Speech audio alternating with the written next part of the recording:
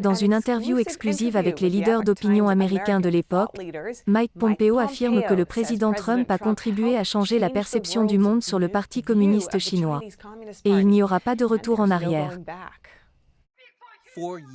Depuis des années, les dissidents chinois lancent des signaux d'alarme aux États-Unis et dans le monde entier au sujet du Parti communiste chinois, de ses graves violations des droits de l'homme et de la véritable nature du régime. Nous les avons ignorés. Nous avions d'autres défis à relever. Nous étions engagés dans une campagne antiterroriste très sérieuse, à juste titre. Et nous avons pris conscience de cette énorme menace et désormais, elle plane sur nous. C'est maintenant à l'intérieur des murs, le Parti communiste chinois est ici, en Amérique.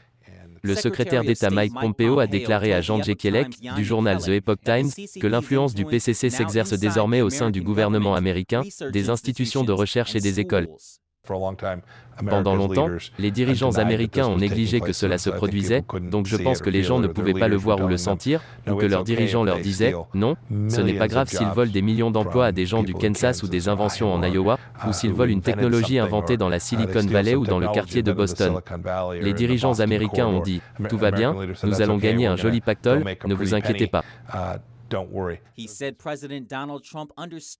Il a déclaré que le président Donald Trump avait compris dès le début l'échec de la politique d'engagement de 50 ans. L'administration Trump a commencé dans toutes les disciplines à faire tourner le navire dans la bonne direction, pour que l'Amérique fasse à nouveau ce qu'il faut et se protège de cette menace communiste en Chine. Avant d'être élu, M. Trump a souvent fait des commentaires sur la Chine dans le cadre de sa participation à des émissions de télévision. J'ai remarqué que la Chine profite et abuse de nous. Ils manipulent leurs devises. Ils nous volent tout, et pas seulement un peu. Ils nous volent un grand nombre de nos emplois. Ils fabriquent nos produits. Nous reconstruisons la Chine. Il a décrit la politique chinoise de l'administration Trump comme étant méfiance et vérification, comparée à la politique de l'Union soviétique de Ronald Reagan qui consiste à faire confiance mais vérifier. Chaque expérience que j'ai eue, au cours de mes 6 années de membre du Congrès, et maintenant 4 années de service dans l'administration Trump, laisse penser que tout ce qui vient du Parti communiste chinois, sauf ce qui est affligeant, est de la folie. Ils ont rompu promesse après promesse après promesse. Pas seulement des promesses aux États-Unis, des promesses au monde, des promesses au peuple de Hong Kong, des promesses à leur propre peuple en Chine continentale, une promesse au président Obama qui affirme qu'il ne militariserait pas la mer de Chine méridionale. Temps après temps après temps après temps, le Parti communiste chinois promet que s'ils ont un problème de virus, ils le révéleront, et la liste est sans fin. Ils n'ont toujours pas, à ce jour, permis à l'Organisation mondiale de la santé de commencer son enquête sur l'origine de ce virus, et pourtant ils ont promis qu'ils le feraient. Il a ajouté qu'il n'y avait pas moyen de revenir sur les politiques antérieures vis-à-vis de la Chine. Le président Trump l'a constaté lorsqu'il a commencé sa campagne et ensuite lorsqu'il a accédé à son poste. Nous avons maintenant fondamentalement changé la façon dont je pense que l'Occident perçoit la Chine, et pas seulement les États-Unis. Même si vous observez l'Europe, l'Australie et l'Asie du Sud-Est, ils le savent aussi. Ils savent que le Parti communiste chinois ne fait rien de bon. Il a ajouté qu'il n'y avait pas moyen de revenir sur les politiques antérieures vis-à-vis de la Chine. Ces jours-là sont révolus. Je pense que les gens ont vu aussi, avec ce virus de Wuhan, je pense qu'ils ont vu de près la nature du régime dans le monde entier. Mais personne n'y retournera. Aucun être humain qui peut voir qu'il soit en Indonésie, au Vietnam ou à Singapour, personne n'ira plus jamais reconnaître que le Parti communiste chinois est bon. Il le voit clairement. Je suis convaincu que la pression qui s'exerce maintenant sur le Parti communiste chinois est réelle. Le vrai visage du Parti communiste chinois a été dévoilé. En ce moment, la confusion règne encore autour de ce qui s'est passé dans la capitale le 6 janvier. Nous avons parlé à un témoin sur place. Voici son récit. David Zhang était en route pour le Capitol Hill quand il a entendu parler de la brèche. À la mi-journée, vers 14h30, nous avons commencé à entendre des rumeurs selon lesquelles des gens étaient là-bas, et des coups de feu ont été tirés, des gens ont été blessés. Zhang fait référence à l'incident survenu en début d'après-midi le 6 janvier. Alors que le Congrès se réunissait pour compter les votes électoraux, un groupe de manifestants a fait irruption dans la Capitole, interrompant le débat. Un manifestant a été abattu et est décédé par la suite. À l'extérieur du bâtiment, tout le monde n'était pas au courant qu'il y avait une brèche. Tout le monde était encore dans cette humeur joyeuse en pensant qu'ils allaient juste effectuer une marche pacifique vers le Capitole. Mais alors que nous marchions, nous avons commencé à courir vers le Capitole, nous voulions être sûrs de pouvoir filmer ce qui s'y passait. Zhang est un influenceur, il filmait pour sa chaîne YouTube de commentaires sur la politique. Il a vu plusieurs policiers sur sa route. Et lorsqu'il est arrivé au Capitole, il y avait une marée humaine. Personne n'avait vraiment d'idée précise sur ce qui s'était réellement passé. Les gens se tenaient juste là et attendaient des nouvelles. Là, une femme lui a montré une vidéo du personnel médical essayant de réanimer un manifestant. C'est là que le gars est tombé après s'être fait tirer dessus par des balles en caoutchouc. Je le vois bien ici. Et nous ne savons pas s'il est en vie ou non. Il a ajouté que la police anti-émeute était présente et que la plupart des gens se tenaient simplement paisiblement à l'écart. La plupart des gens qui étaient là étaient juste debout. Beaucoup de gens chantaient des chansons, surtout l'hymne national. Et à un moment donné, ils ont sorti un énorme drapeau américain qu'ils ont accroché sur un des échafaudages. Il n'y avait donc pas vraiment de violence ou de mauvaises intentions à ce moment-là. Zhang pensait que quelque chose de viol pouvait arriver et voulait le filmer. Mais la foule autour de lui est restée paisible. Il est parti vers 16 heures. Les élections du Sénat en Géorgie se terminent. Le démocrate Jon Ossoff a déclaré sa victoire, mais le sénateur perdu n'a pas cédé. Dans l'autre course, la sénatrice Lefleur cède à son adversaire démocrate. Dans un message vidéo posté jeudi dernier, la sénatrice Kelly Lefleur a fait ses adieux au Sénat. Malheureusement, nous avons été un peu à court lors du second tour des élections et plus tôt dans la journée, j'ai appelé le révérend Warnock pour le féliciter et lui souhaiter bonne chance pour servir ce grand État. La course entre les deux était serrée, comme prévu.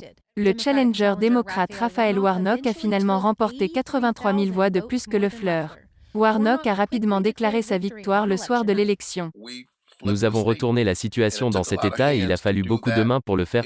C'est la conséquence d'avoir donné la parole aux gens, très franchement. Quant à la course de Jon Ossoff et du sénateur David Perdue, la marge est encore plus faible. Dès vendredi après-midi, une marge de 1%, soit 45 000 voix sépare les deux. Ossoff a déjà déclaré sa victoire et a modifié son statut sur Twitter en sénateur élu. Warnock a fait de même.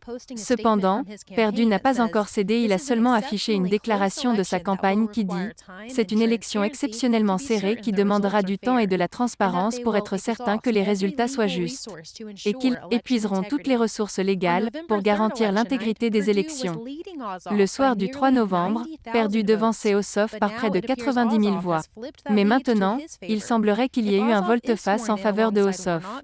Si Ossoff prête serment aux côtés de Warnock, cela signifie que l'administration Biden dirigera en douceur. Avec un Sénat divisé à 50-50, la vice-présidente élue Kamala Harris aura la voix décisive pour faire passer une nouvelle législation. Tous les comtés de Géorgie ont jusqu'à la fin de la journée pour terminer le décompte des bulletins de vote provisoires, des bulletins de vote étrangers et des bulletins de vote militaires. Le bureau du secrétaire d'État a déclaré à NTD que les résultats définitifs seront certifiés d'ici le 22 janvier, mais que cela pourrait être plutôt en fonction de la rapidité avec laquelle les comtés certifient leurs résultats.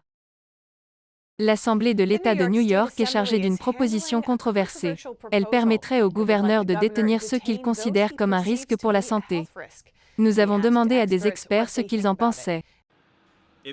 S'il est adopté, ce projet de loi permettrait au gouverneur Cuomo de faire détenir les personnes susceptibles de présenter un risque pour la santé. Aucun mandat ne serait nécessaire. Les personnes pourraient être détenues jusqu'à 60 jours. L'entrée en vigueur serait lorsque l'État déclare l'état d'urgence. Les personnes présentant un risque pour la santé d'autrui pourraient être celles qui ont été en contact avec une personne dont le test de dépistage est positif. Ils ne doivent pas nécessairement être eux-mêmes testés positifs. Si une personne détenue demande à être relâchée, le centre de détention dispose d'une semaine pour obtenir un mandat d'un juge avant de devoir la relâcher. Nicolas Giordano, professeur de sciences politiques, affirme que ce projet de loi va directement à l'encontre de la Constitution des États-Unis. L'État pourrait venir vous chercher chez vous sans ordonnance judiciaire, sans mandat ou sans rien de ce genre. Ils peuvent vous emmener sans qu'aucun crime n'ait été commis et ils peuvent vous garder jusqu'à ce qu'ils estiment que vous ne représentez plus une menace potentielle. Il s'agit donc d'une violation flagrante de la Constitution américaine. Quand on regarde ce que le coronavirus a fait, il a en gros brisé la Constitution américaine dans notre réponse au virus. James Lindsay est un auteur et chroniqueur politique. Il est d'accord avec Giordano sur la nature violente du projet de loi. Tout d'abord, c'est absolument inconstitutionnel. C'est le genre d'extension du pouvoir dont tout le monde devrait être extrêmement préoccupé et inquiet. Cela donnerait le pouvoir au gouverneur de détenir des personnes en fonction de son opinion sur la question de savoir si quelqu'un constitue oui ou non une menace pour la santé publique, surtout dans les circonstances actuelles. Les personnes avec lesquelles nous avons parlé à New York ont également dit qu'elles étaient inquiètes à propos de ce projet de loi. Je pense juste que c'est fou que les gens ne devraient pas avoir autant de pouvoir. Où vous arrêtez-vous alors ? Ils peuvent juste tout contrôler. Le projet de loi a été déposé et se trouve maintenant devant la commission de l'Assemblée. Plusieurs villes chinoises ont été mises en quarantaine. Si un résident franchit la porte, tous les autres habitants du même bâtiment seront obligés de déménager et de payer pour leur mise en quarantaine. Les habitants de Dalian City vivent un cauchemar après qu'un homme soit sorti pour ramasser un colis. Dès que l'homme est rentré chez lui vendredi, la police locale l'a arrêté. Les policiers, qui portaient des masques et des blouses, ont crié et pris des photos à son domicile. Les autorités ont découvert qu'un homme d'une trentaine d'années était sorti chercher ses affaires à 12h50 le 7 janvier. Il vivait au 20e étage de l'unité 1 de l'immeuble d'habitation numéro 8 dans le quartier de Fujian Newland. Maintenant, tous les résidents de l'immeuble numéro 8 doivent être à nouveau mis en quarantaine pendant 21 jours. Lily dit que les policiers ont envoyé le jeune homme directement dans un centre de quarantaine, avec d'autres personnes qui, selon eux, auraient pu contracter le virus. Chaque personne au centre de quarantaine doit payer une taxe, équivalente à plus de $1000 américains par personne. Selon Lily, c'est ainsi que les policiers se font de l'argent pendant la pandémie. Dans la ville de Shijiazhuang, un résident se serait suicidé après avoir fait faillite jeudi. Juste après que le gouvernement de la ville ait imposé un confinement, un résident a sauté d'un bâtiment en plein désespoir. Il est rapporté que le résident n'a pas pu rembourser ses dettes après l'échec d'un projet d'investissement. La tragédie a eu lieu près du district de Gaocheng, l'une des régions du pays présentant le plus grand risque d'infection. Pour éviter la censure de YouTube, vous pouvez vous rendre dès maintenant sur notre site internet et vous inscrire à la newsletter pour pouvoir recevoir toutes les informations et continuer à nous suivre sur la toile. Par ailleurs, vous pouvez également nous retrouver sur les plateformes Odyssey et Rumble.